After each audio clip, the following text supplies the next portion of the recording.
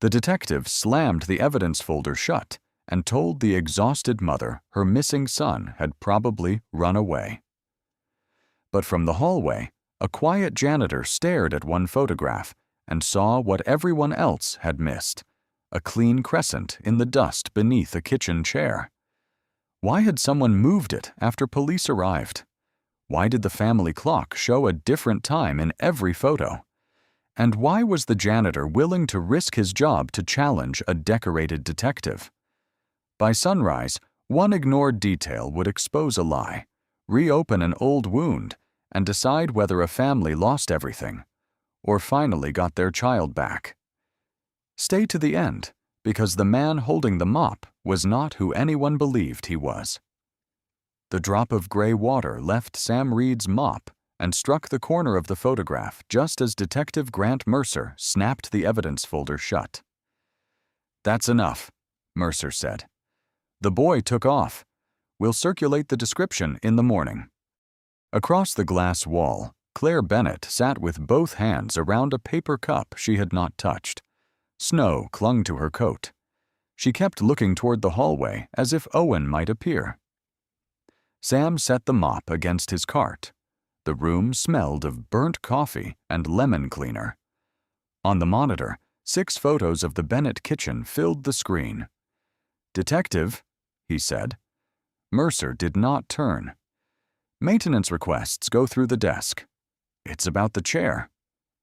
Officer Daniel Price stopped beside the printer.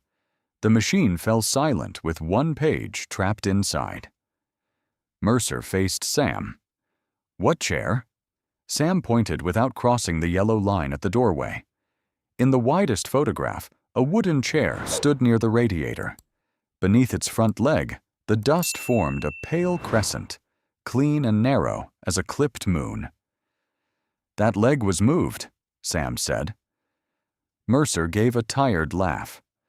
"Furniture gets moved." "Not like that." Captain Elaine Ward looked up from her phone. Her silver-framed glasses caught the fluorescent light. "Mr. Reed, this is an active investigation." "The edge is fresh," Sam said. "The rest has settled dust. Someone pulled the chair out, then pushed it back at another angle." Claire rose so quickly the cup folded in her grip. "Who moved it?" Mercer stepped between her and the screen. "Mrs. Bennett, please sit down." "I didn't move that chair." "No one said you did." "You said he ran away." Ward opened the door. Cold air rolled in from the lobby. "Officer Price, take Mrs. Bennett to interview 2. Claire resisted long enough to look at Sam. "Does it matter?" He studied the photographs again. The kitchen clock above the sink read 8:17 in one image and 8:13 in another, though the file numbers placed them in reverse order. The chair's shadow fell differently, too. "Yes," Sam said. "It might." Mercer's jaw tightened. "You clean this building. You do not interpret evidence." Sam reached for the photograph before the water spread, but Mercer caught it first and slapped it onto the desk. "Do you understand me?" The room held still. Price stared at the jammed printer. Ward adjusted her cuff. A records clerk stopped typing, then began again without looking up. Sam took a folded cloth from his pocket and wiped the table's edge. "I understand what you said," he replied. Mercer leaned closer. "Then go back to your mop." Claire was led into the hallway. Her shoes squeaked on the tile. At the corner, she turned once, searching Sam's face for something he had not promised. He lowered his eyes and rolled the cart toward the service corridor. Behind him, Mercer said, "Mark it preliminary runaway. No overnight search authorization." The wheels clicked over each seam in the floor. Sam counted 4 clicks before stopping beside the break room. Through the glass, the kitchen photograph was visible on the monitor. He had spent 17 years teaching himself not to interfere. Still, he could see the crescent. And now he could see the chair was not the only thing that had moved. At 6:42 p.m., Owen Bennett stood on Lily's mattress in his socks, one hand against the wall, trying to straighten the paper star above her bed. "It's crooked," Lily said. "It was crooked yesterday." "Less crooked." The radiator knocked 3 times, paused, then rattled the window. Cold air slipped through the frame and turned the star slowly. Owen climbed down. "Perfect. You say that when you quit." Claire laughed from the doorway while fastening her blue work coat. Her fingers missed a button twice. After a double shift, she had reheated the same coffee twice without drinking it. "Be nice to your brother," she said. "He burned toast." "I added texture." Claire tucked the blanket beneath Lily's chin. "Mrs. Brooks is across the hall. I'll be home after midnight. Door locked, chain on, no opening it." "What if it's you?" Lily asked. "I have a key." Owen lifted the silver locket from the dresser and fastened it around Lily's neck. "Then Mom answers the secret question." "Which is?" Claire asked. "Who makes the worst pancakes in Ohio?" Claire looked at him. "Still you." For a moment, the room felt warmer. A scrape sounded in the corridor. Owen opened the bedroom door. Victor Lane was kneeling by the baseboard beside the locked laundry room. He wore a camel coat, too polished for the peeling hallway. A flat screwdriver vanished into his pocket. "Evening," Victor said. "Routine inspection." "At 7?" Claire asked. "Pipes don't keep office hours." The laundry door had a fresh padlock. White paint marked the wall near the floor. Owen stared at the gap beneath the door. "Someone was in there last night." Victor's smile barely moved. "Old buildings make noise." "It sounded like walking." "Then perhaps the building was taking a walk." Claire pulled Owen behind her. The air smelled of damp plaster and metal. "The radiator in Lily's room is worse. I have your request. You've had it 3 weeks." Victor stood. "I'll send someone." Mrs. Helen Brooks opened her door across the hall, gray hair wrapped in a scarf.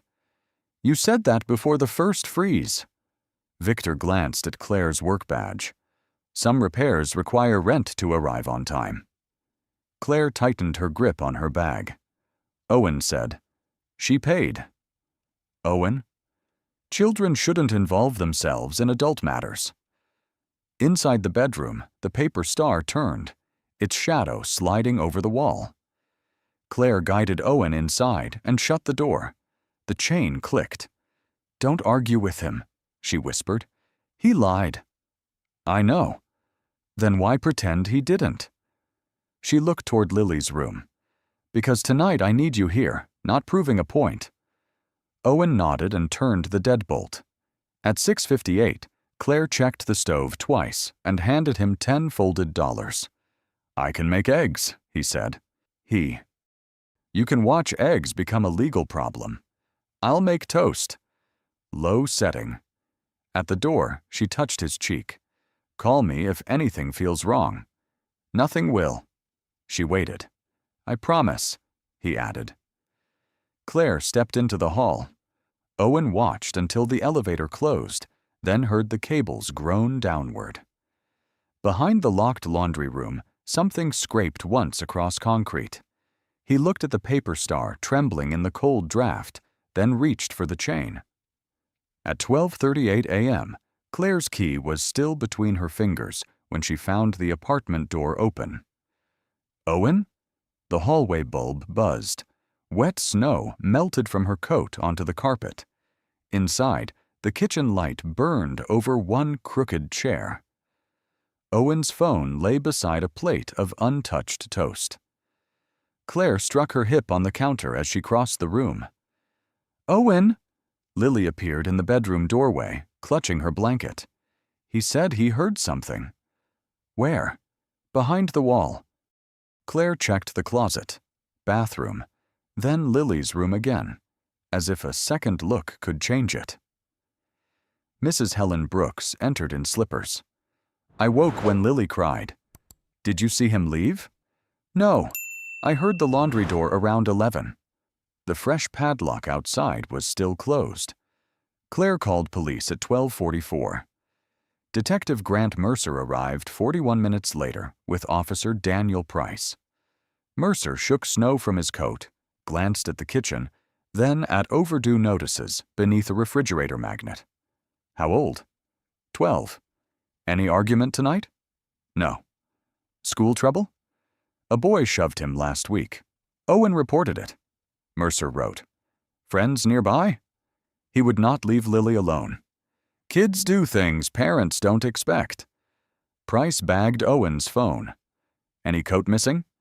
His green one. Backpack. Under his bed. Victor Lane appeared at 1:37, fully dressed, camel coat buttoned to his throat. I came as soon as I heard. Claire stared at him. How? Mrs. Brooks called my emergency number. Helen's mouth tightened.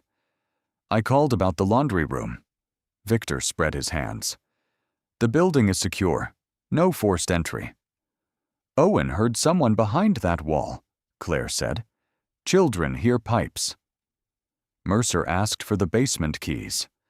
Victor produced them immediately. The laundry room smelled of bleach and cold cement. Price swept his flashlight over 2 idle machines, exposed pipes, and a wall patched with newer white paint.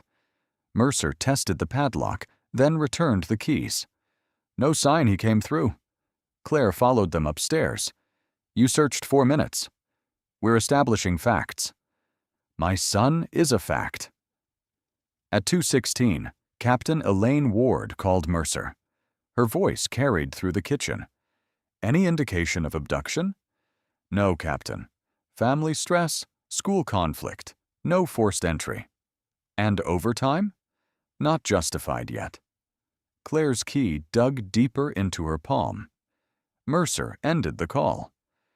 We'll enter him as a probable runaway and circulate his description. He left his phone. That happens. He left Lily. That happens too. Lily turned her face into Helen's robe. Price looked at the cold toast, then at the paper star trembling in the bedroom draft. Detective, maybe request a canine unit. Mercer checked the clock. Without evidence. Victor leaned against the frame. You're upsetting the tenants. Claire stepped between them. Search the walls. Mercer closed his notebook. Mrs. Bennett, people cannot disappear into walls. The radiator answered with 3 hollow knocks. Everyone stopped. Victor smiled first. Pipes. Mercer wrote nothing down. At 2:31, Claire watched him mark voluntary absence while the key stayed locked in her fist, its teeth pressed so deeply into her skin she could no longer feel them. At 3:14 a.m., Sam Reed pushed his cart into the empty briefing room and shut the door with his heel. The monitor bleached the table blue. Burnt coffee mixed with lemon cleaner. 6 photographs of the Bennett kitchen remained open. Sam set down a trash liner and enlarged the widest image. The chair stood near the radiator, one leg inside a pale crescent where dust had been disturbed. Moved after the room settled, he murmured. A printer clicked behind him. Officer Daniel Price entered, tugging a sheet free. You're not supposed to be in here. I'm emptying bins. You're studying evidence. Sam dropped a cup into the trash. Those can be the same thing for 30 seconds. Price glanced toward the hall. Mercer warned you. The warning doesn't change the floor. Sam opened the next photograph.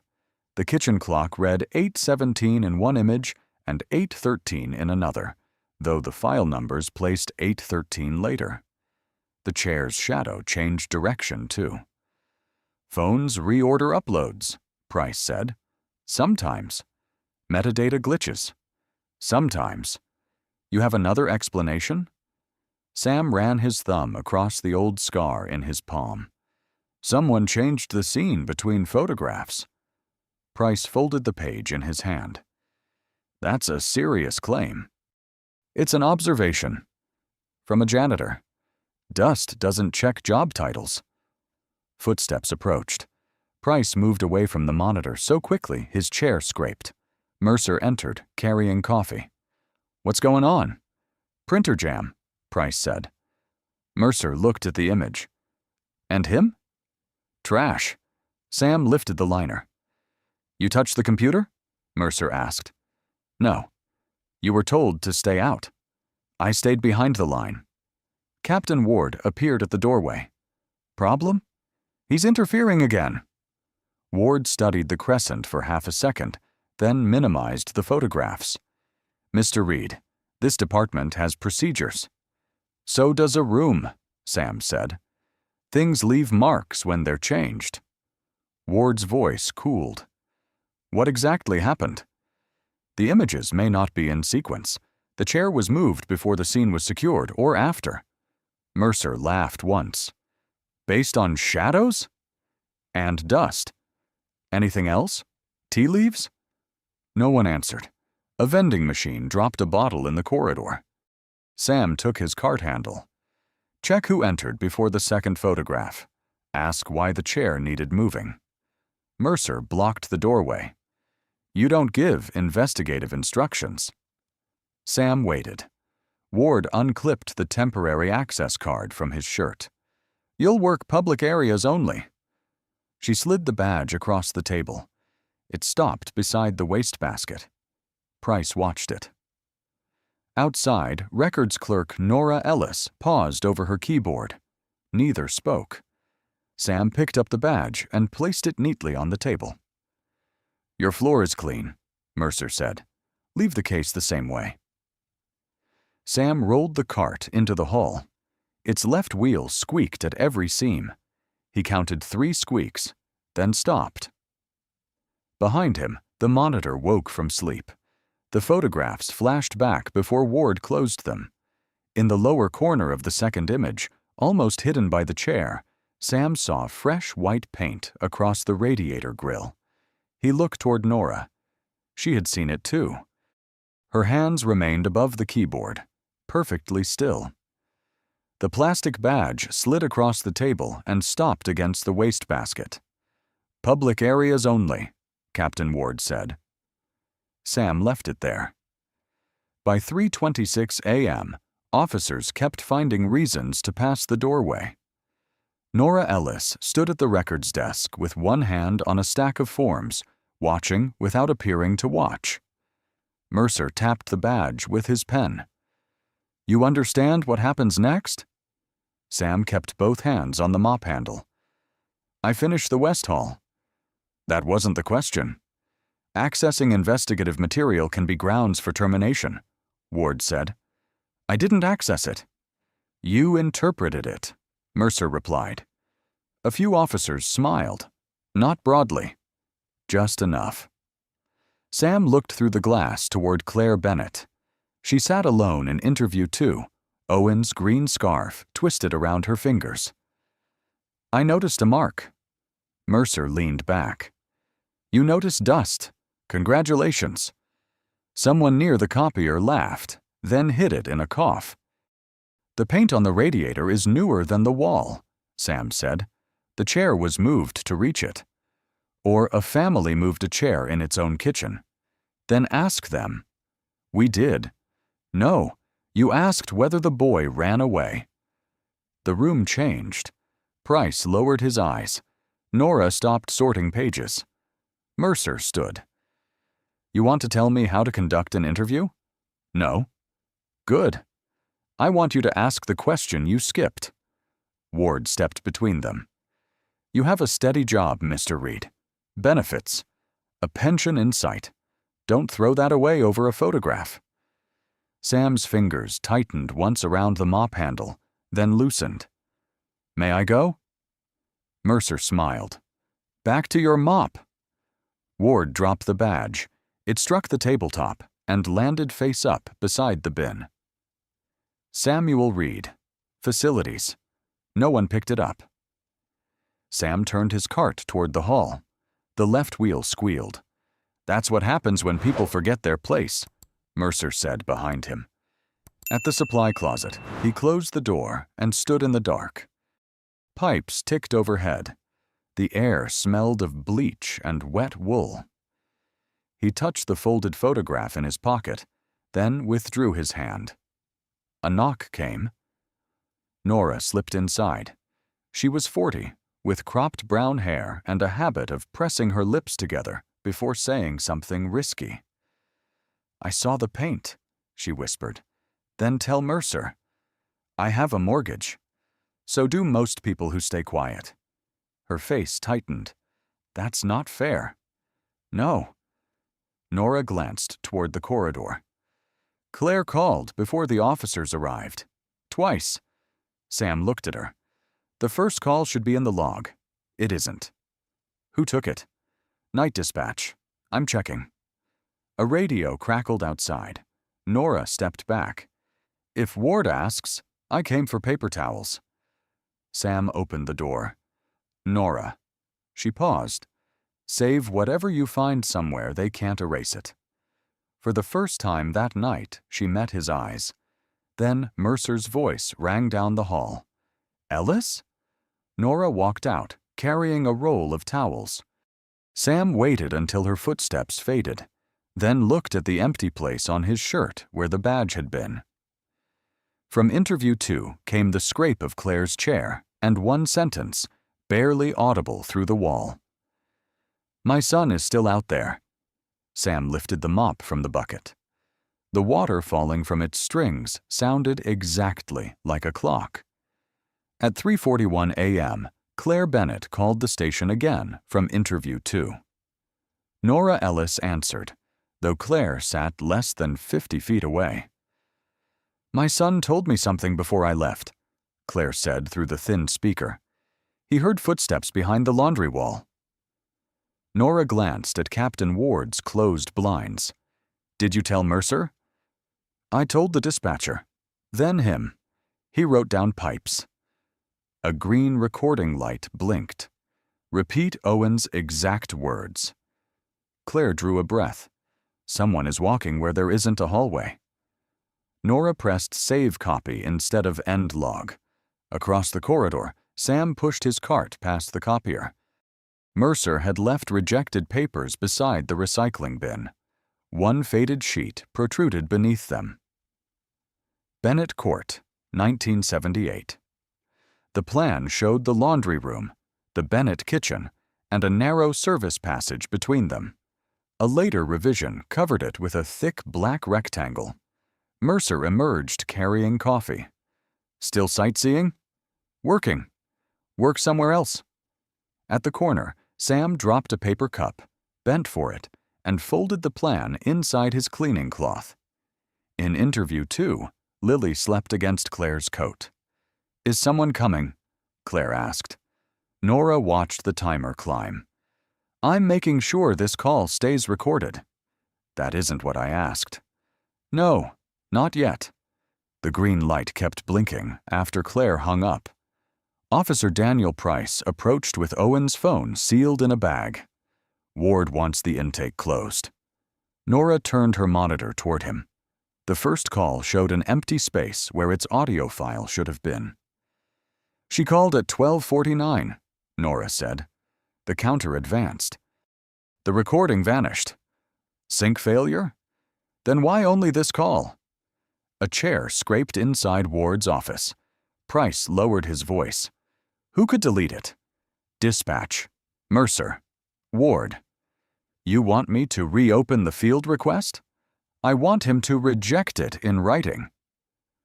Price stared at the blank line, then wrote a personal number on his notebook margin. "Send the copy here."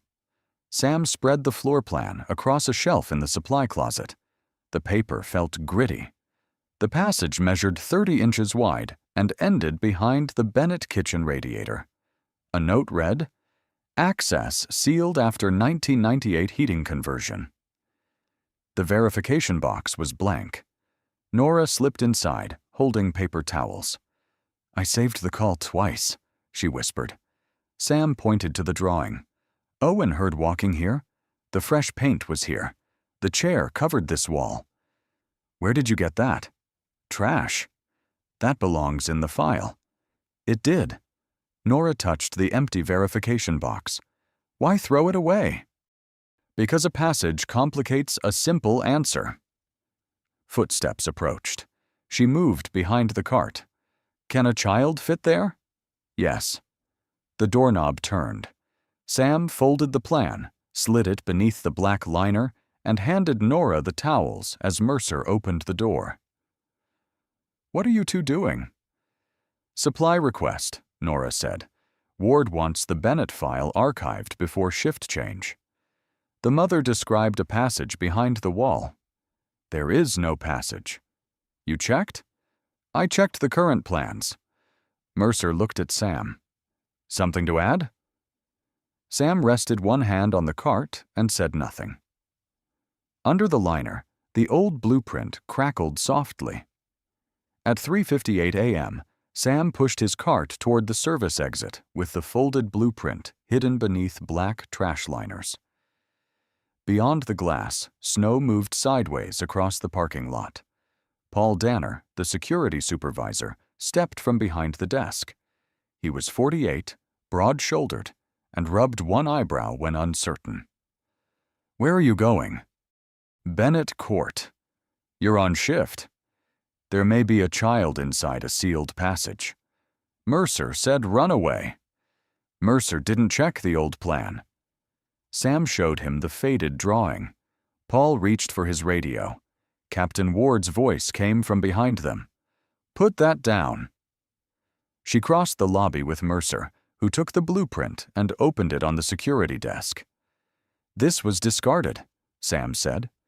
It was evidence, Mercer replied. It was in recycling. You removed department property. Then write me up after we check the wall. Ward folded the plan sharply. You are not leaving this building. The service door lock clicked. Sam reached for the handle. Paul stepped between him and the glass. Please don't make me stop you, he said quietly. The metal bar was cold beneath Sam's palm. Mercer placed a form on the desk. Unauthorized access, removal of investigative material, sign, and we treat this as a policy violation. And if I don't, we refer it for theft and interference. Nora stood near the records corridor, clutching a file. Price had stopped beside the elevators. Neither moved. Ward turned a pen toward Sam. 9 years here. Retirement contributions. Medical coverage. Think carefully. Sam studied the signature line. Water from his boots darkened the tile. You're asking me to admit the wrong thing. I'm giving you a way to keep your job, Ward said. Mercer tapped the paper. Sign. Claire called from behind a closed door. Has anyone gone back? No one answered. Sam picked up the pen. Price stepped forward. Detective, her recorded call mentions the wall. Mercer turned. Return to your assignment. It mentions footsteps. You heard pipes. I heard 3 knocks. Ward's gaze hardened. Enough. Price's raised hand dropped to his side. Sam set the pen above the line, but did not write. Mercer leaned closer. You are not a detective. You are an employee who stole a map from the trash. Then why are you afraid of the map? Paul looked down. Mercer's face tightened. Last chance. Sam folded the confession along its center and placed it beside the pen. I won't sign something that helps you stop looking. Ward nodded to Paul. The service door latch snapped shut. Sam's outstretched hand remained inches from it. Paul guided him toward the security room. Just until this is sorted out. Inside, beige walls closed around him. A monitor showed the lobby, Claire's door, and the locked exit. Mercer slid the confession through the slot. Change your mind before shift change. The lock turned. Sam sat beneath the humming fluorescent panel. He reached into his shirt pocket and touched the worn edge of a photograph he had carried for 17 years. On the monitor, Nora crossed the lobby and paused beside the abandoned pen. Then she bent, picked it up, and slipped the blueprint from beneath Mercer's folder. At 4:07 a.m., the fluorescent panel above Sam buzzed hard enough to tremble the metal table. The confession form waited beneath the security room slot. Sam drew the old photograph from his shirt pocket. Emily was 14 in it, standing beside a half-built birdhouse with sawdust in her hair. The edges had faded. Her handwriting remained dark. He set it face down. Paul Danner watched through the narrow window. "You should sign." Sam looked at the pen. "They'll call it insubordination anyway," Paul said. "Signing keeps it inside the building." "Some things grow worse inside buildings." Paul rubbed one eyebrow. "I have 2 kids." "So did I." The words stopped him. 17 years earlier, Sam had stood in another municipal room, asking why an apartment fire inspection carried missing seals. His reconstruction showed a blocked exit and falsified repairs. The city called it speculative. A supervisor advised him to withdraw the report. 3 weeks later, Emily died in that building. No one used the word falsified after the funeral. Sam lifted the pen. His fingers would not close around it. He pressed them to the table until the shaking passed. On the monitor, Claire emerged from interview 2 carrying Lily. Claire spoke to Mercer. He pointed toward the lobby doors. She did not move. "They're sending her home," Paul said. "The search hasn't started." "I know." Sam placed the pen on the signature line. For 1 second, even the light seemed to hold its breath. Then he saw Emily's handwriting beneath his wrist. "You always notice what keeps people safe." His thumb covered the final word. Moisture softened the photograph's corner. Paul slid a cup of water through the slot. "I'm sorry." Sam folded the confession once. "Don't be sorry in here," he said. "Open the door." "I can't." "Then give me a phone call." Paul glanced toward Ward's office. "Who?" "Dr. Rebecca Hale." "That name supposed to mean something?" "It used to." Paul pushed the desk phone through the slot. "1 call. 2 minutes." Sam dialed from memory. A woman answered on the 5th ring. "Hello?" "Rebecca." The silence lasted long enough for the line to hiss. "Sam? I need you to listen before you ask why." A chair creaked. "I'm listening." He described the crescent in the dust, reversed timestamps, fresh paint, and the service passage. He did not mention Mercer's laughter or Ward's form. Rebecca's breathing changed. "Who is missing?" "A 12-year-old boy." "And they classified him?" "Runaway." "Of course they did." Paul checked the corridor. "Send me the images," Rebecca said. "I can't." "Then give me the chair angle." 11 degrees clockwise from the first shadow. "You still measure shadows in your head." Sam looked at Emily's photograph. "Only when someone's life depends on it." The security room door opened. Ward stood there with Mercer behind her. "Call over," she said. Rebecca's voice sharpened through the receiver. "Samuel Reed, do not hang up." Mercer reached for the phone. Sam held it away. "Rebecca," he said, "tell them who I was." On the other end, a drawer slammed and papers shifted. "No," she answered. "I'm going to tell them who you still are." Dr. Rebecca Hale's voice filled the security room before Mercer could take the phone.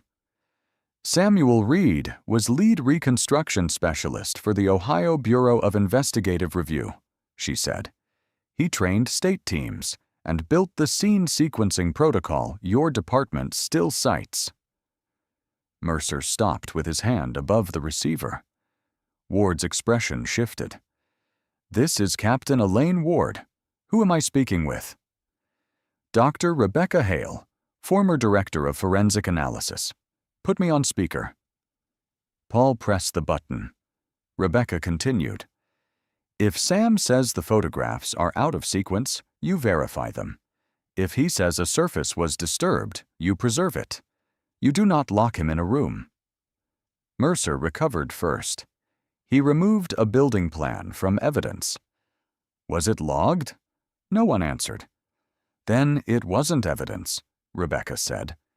Officer Daniel Price stood outside the open door, staring at Sam. Ward folded her arms. Mr. Reed works in facilities. He works in facilities now.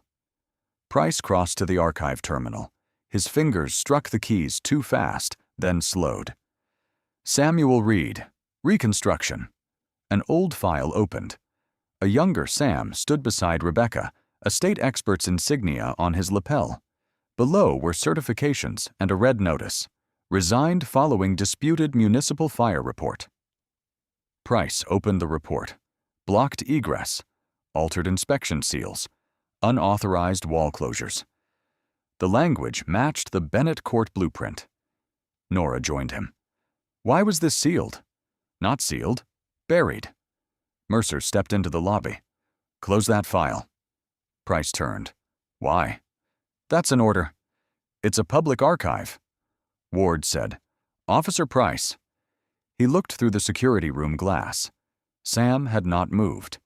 Emily's photograph lay beside the unsigned confession. Price rotated the monitor.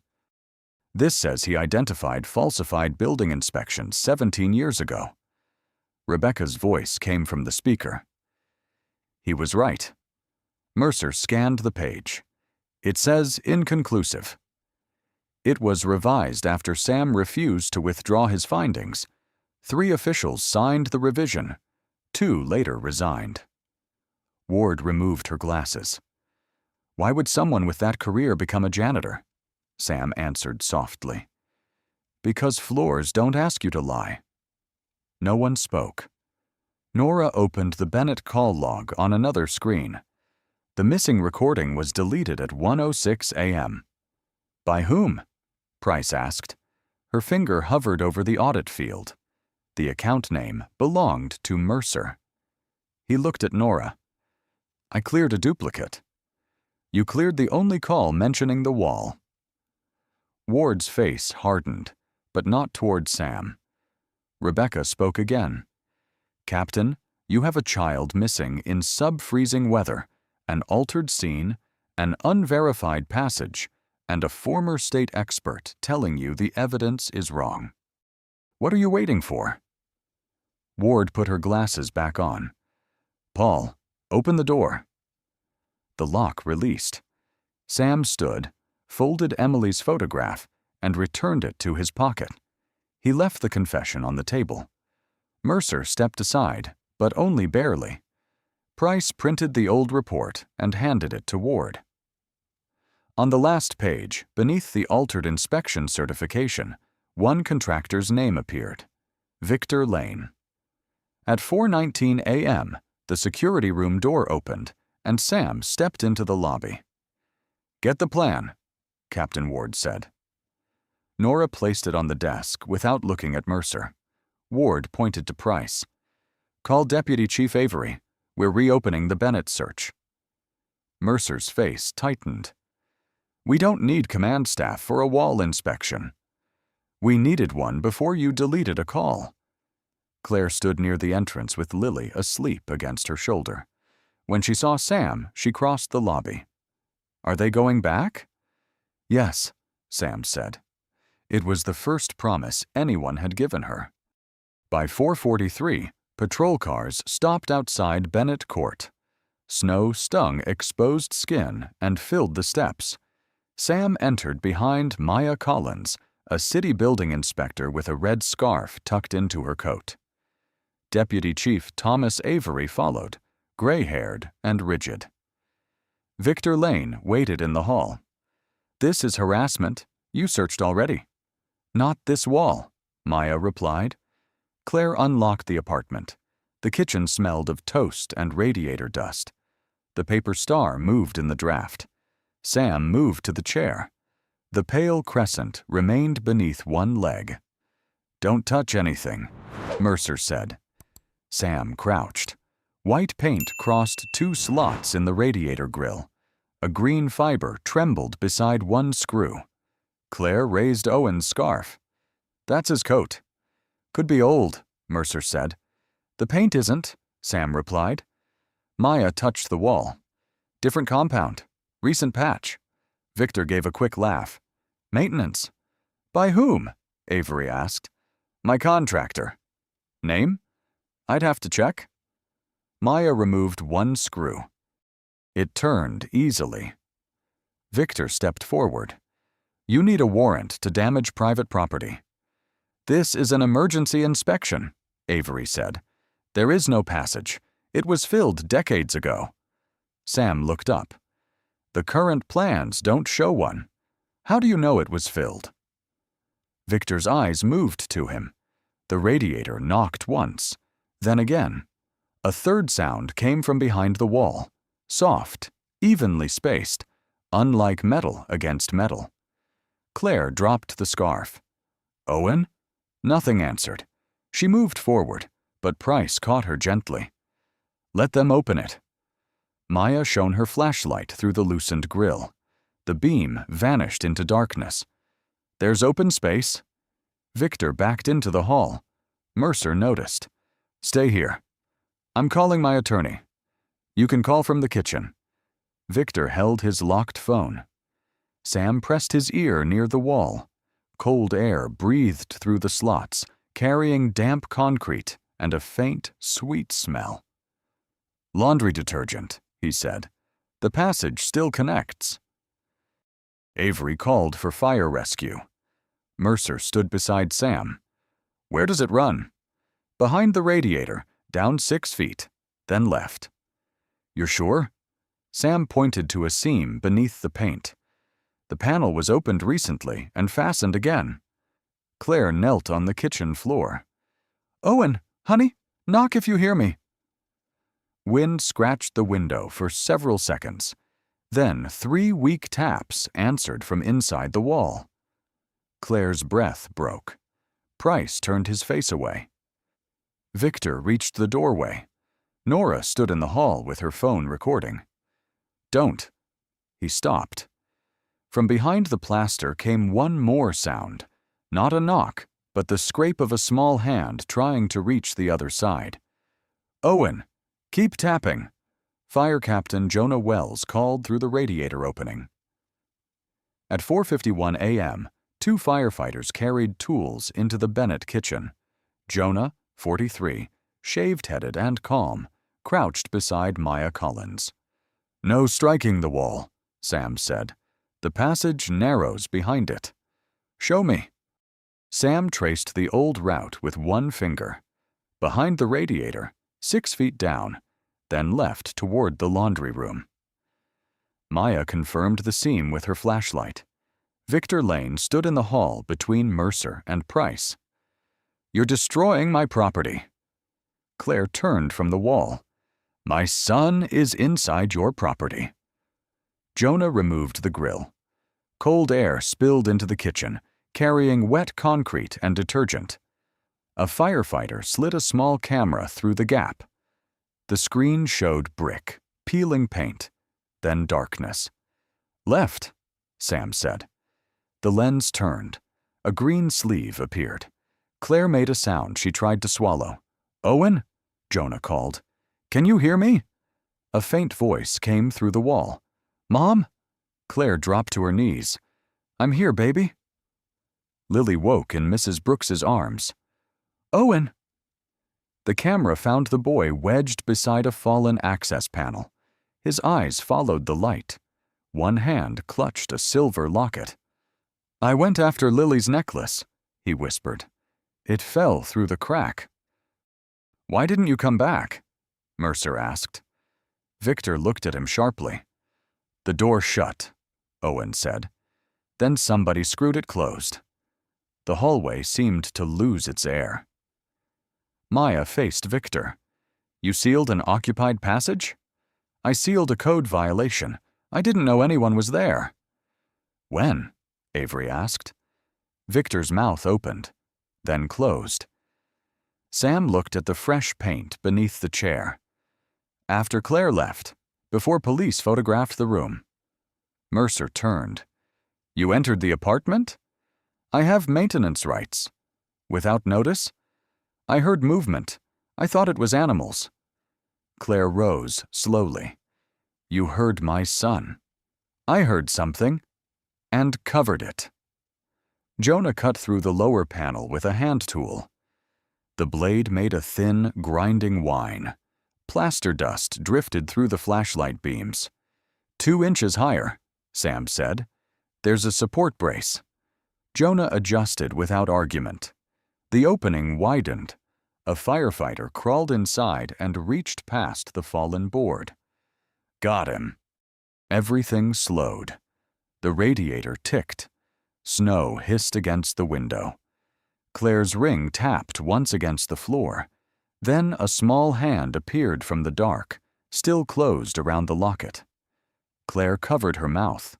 Owen emerged, wrapped in a thermal blanket, shivering but awake. Jonah checked his pulse while Lily touched his sleeve, as if making sure he was real. "You kept it," she said. Owen opened his hand.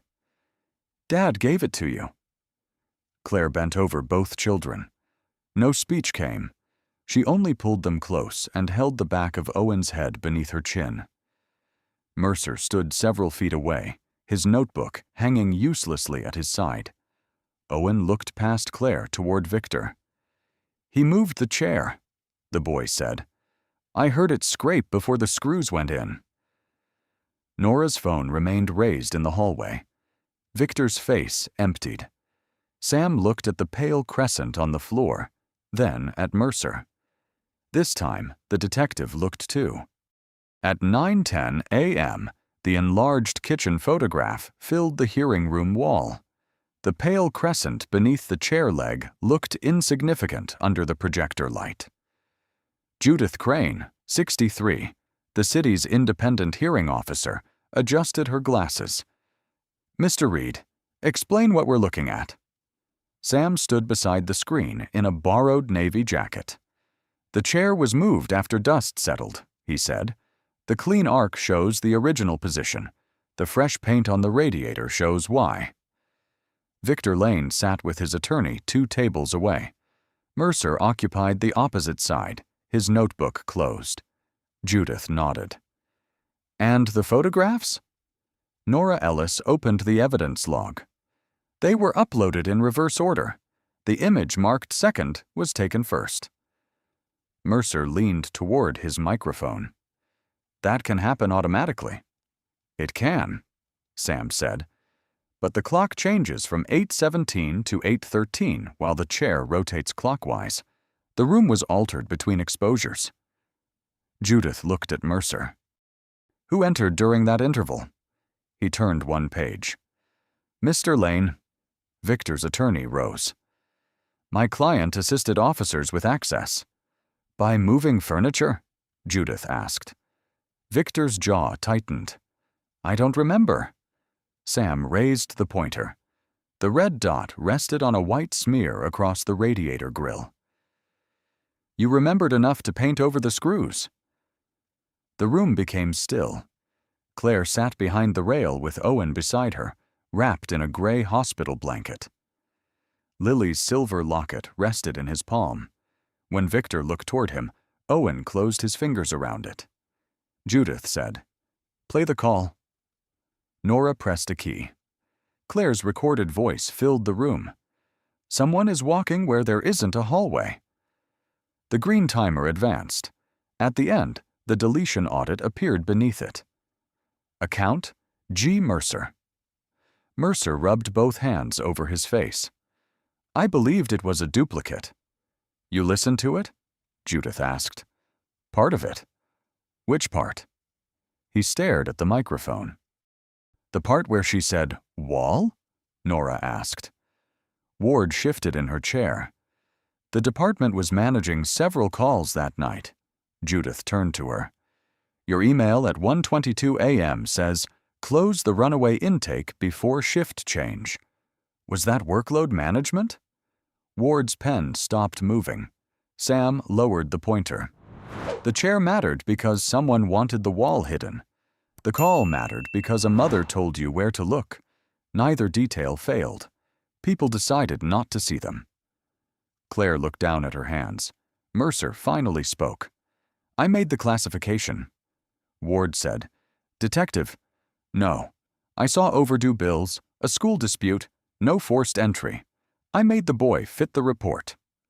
Owen watched him without blinking. Judith asked, And when Mr. Reed challenged that conclusion? I told him to clean the floor. The words landed harder than his denials. Price stared at the tabletop.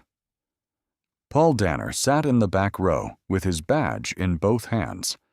Judith faced Sam. Do you want Detective Mercer punished?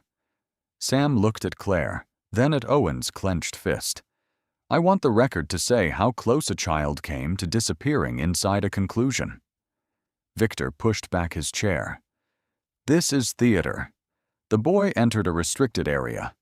Owen's blanket slipped from one shoulder. You heard me knock, he said. Victor froze. I knocked before you put the last screw in. No one moved. Then Judith opened the evidence folder to a clean page. Judith Crane's pen hovered above the clean page. Mr. Lane, did you hear the child? Victor's attorney touched his sleeve, but Victor pulled away. I heard movement, not a voice. I said, please. The heating vent clicked once. Rachel Monroe, the 47-year-old city attorney, rose with a folded document in hand. Your log shows you entered the Bennett apartment at 7:26 p.m., she said. You reported no emergency. The lock was defective. You told police the building was secure. I meant generally. Rachel unfolded another sheet. You also signed an inspection stating the service passage had been filled with concrete. It was supposed to be. Yet photographs show open brickwork, fresh screws, and your paint on the panel. Why were Claire Bennett's calls missing from the file?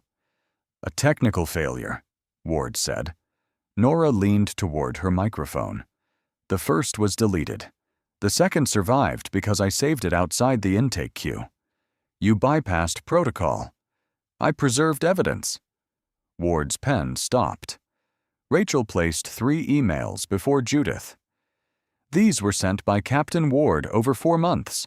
One says, use runaway classification unless direct abduction evidence exists. Mercer closed his eyes. Did that affect your decision? Judith asked. He removed his badge slowly and placed it on the table with both hands. Yes. Ward turned. Grant? He did not look at her. I saw a tired mother, late rent, a school complaint, and a boy old enough to leave. I stopped looking after I found a story that made the paperwork easy. Claire's fingers tightened around Owen's blanket. When Sam challenged me, I treated his job as proof he couldn't be right. When Nora saved the call, I treated procedure as more important than what was on it. Price stared at the tabletop. Paul held his badge between both palms. Rachel asked, Why delete the recording? I thought it was a duplicate. Mercer swallowed. Then I heard the part about the wall and didn't restore it, because that would show I had dismissed it. The projector fan filled the room. Judith turned to Sam. Do you wish to respond? No.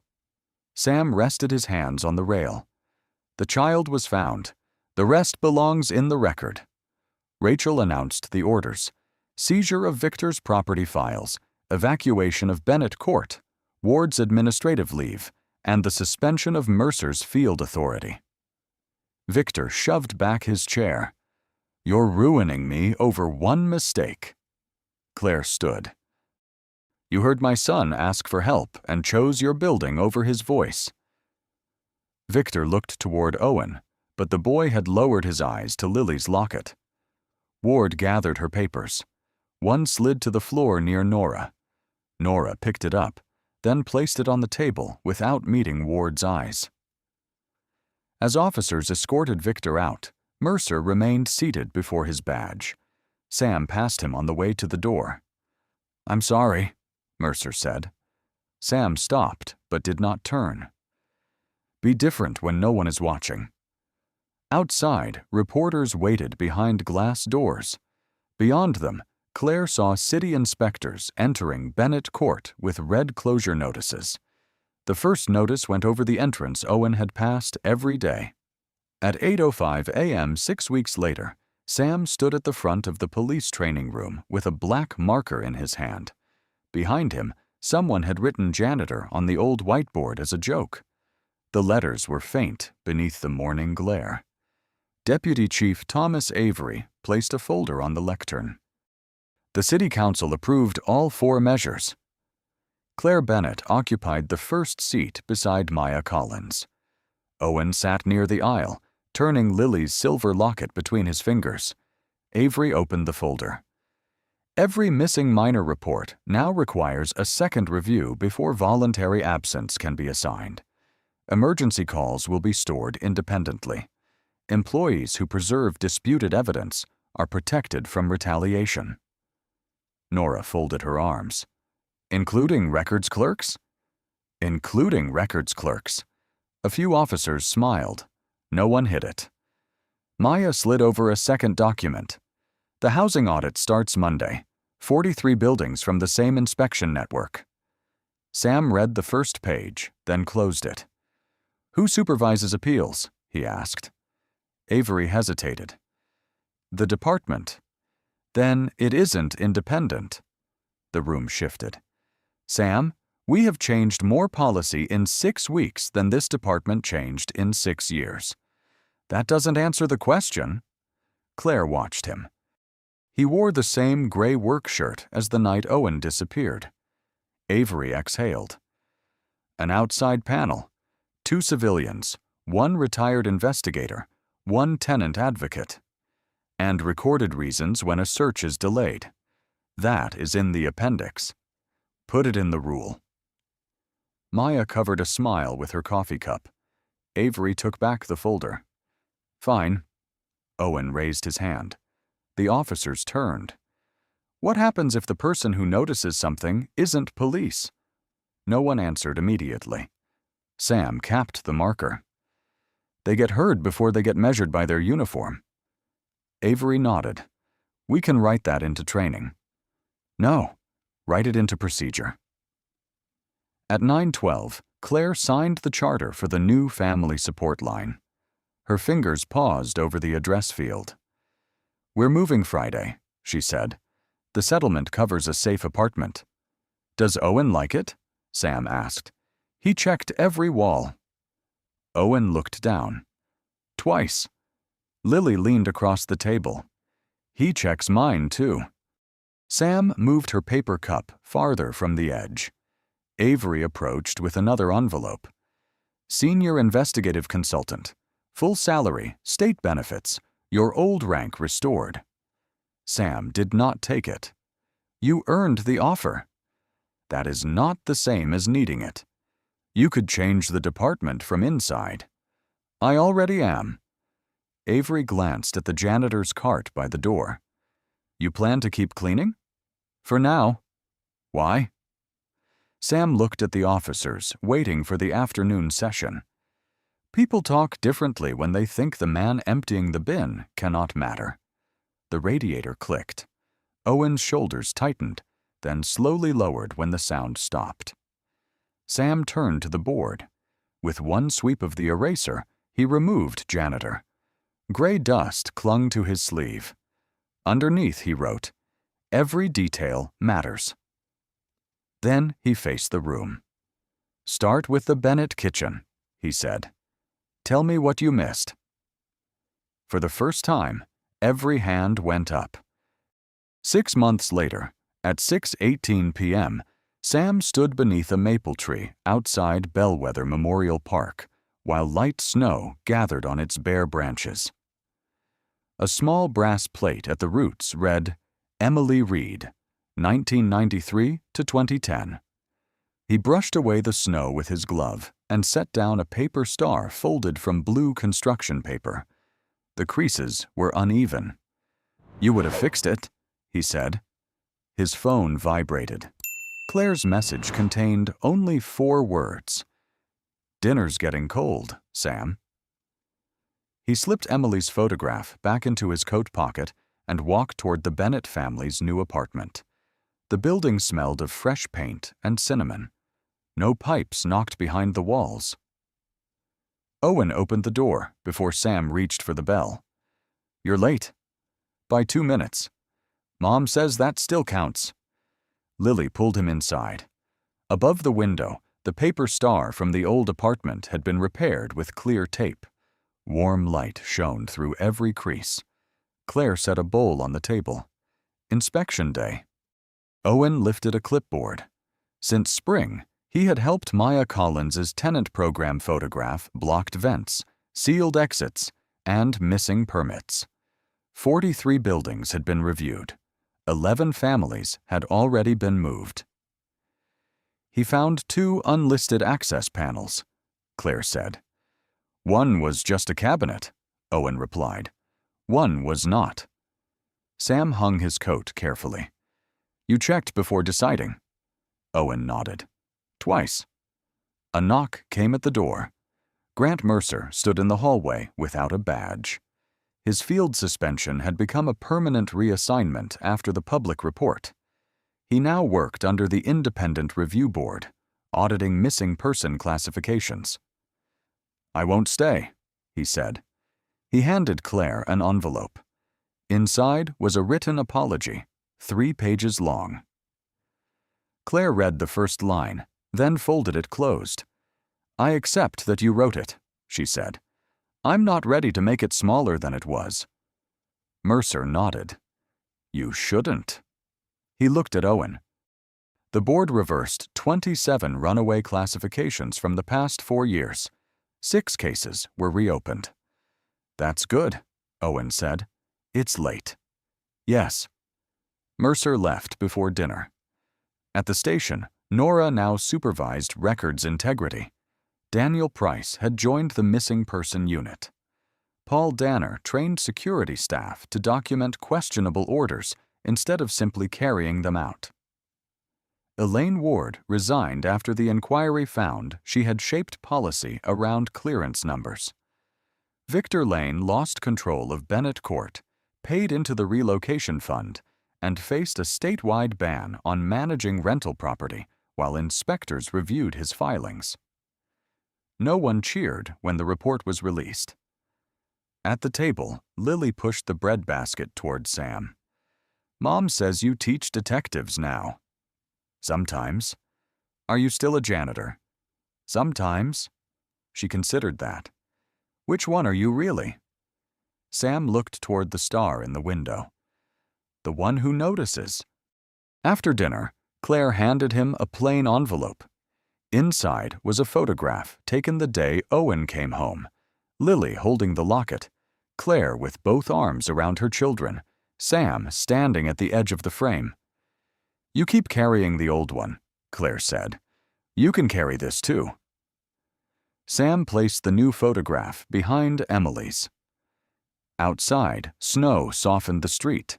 The repaired star glowed above them, no longer trembling in a draft. It held steady. Have you ever seen an important detail dismissed because of who noticed it, or watched someone struggle to be heard by a system that had already made up its mind? Share your experience in the comments. Your story may remind someone else that speaking up still matters. Send this story to a person who believes dignity and justice should never depend on a title, a uniform, or an address. Subscribe for more stories about justice, quiet resilience, second chances, and the changes that begin when ordinary people refuse to look away. And before you leave, tell us this. Would you have listened to Sam when everyone else told him to keep cleaning?